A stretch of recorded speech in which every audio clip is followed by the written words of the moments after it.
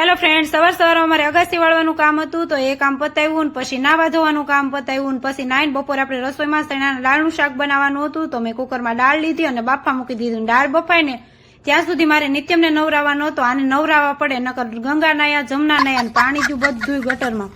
નિત્યમને નવરાવીને ત્યાં તો આપણી દાળ બફાઈ ગઈ. પછી મેં તેલ મૂકી દીધું ને બધાય ગરમ મસાલા નાખી દીધા અને પછી લીમડો અને મરચા નાખીને પછી સરસ મજાનો દાળનો વઘાર કરી નાખ્યો. આ સાઈડ આપણી દાળ બનીને થઈ ગઈ તૈયાર. નિત્યમને આજે નાસ્તા બોક્સમાં લઈ જવાથી શાક રોટલી, તો જો મેં શાક રોટલી ભરી દીધી ને જમી કરવીને આપણે સાડી પહેરીને મસ્ત મજાના રેડી થઈ ગયા. કેમ કે આપણે ઇન્સ્ટાગ્રામમાં જો સરસ મજાની રીલ મમ્મી જો મેં કેવો સરસ મજાનો આજે કલર પૂર્યો. ટીચરે મને વેરી ગુડ આપ્યું. મેં આ બહુ મસ્ત પૂર્યો. થોડીક વારમાં આપણી ઘરે આવી ગયા મહેમાન. મારા મમ્મી પપ્પા છે ને આ છે મારી ક્યુટ ભત્રીજી.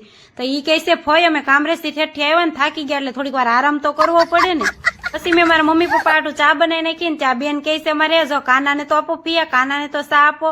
ને પછી જો થોડીક વાર એને રમાડીને એને જવાનો ટાઈમ થઈ ગયો. પછી ટાટા બાય બાય કરી દીધા. અને ચાલો વિડીયો ગમ્યો હોય તો લાઈક કરી દેજો, નવા હોય તો ચેનલને સબસ્ક્રાઈબ. ને મારી ભત્રીજા વિહાર છે, તમારા ભત્રીજા કે ભત્રીજા નામ શું છે તે કોમેન્ટમાં જણાવજો.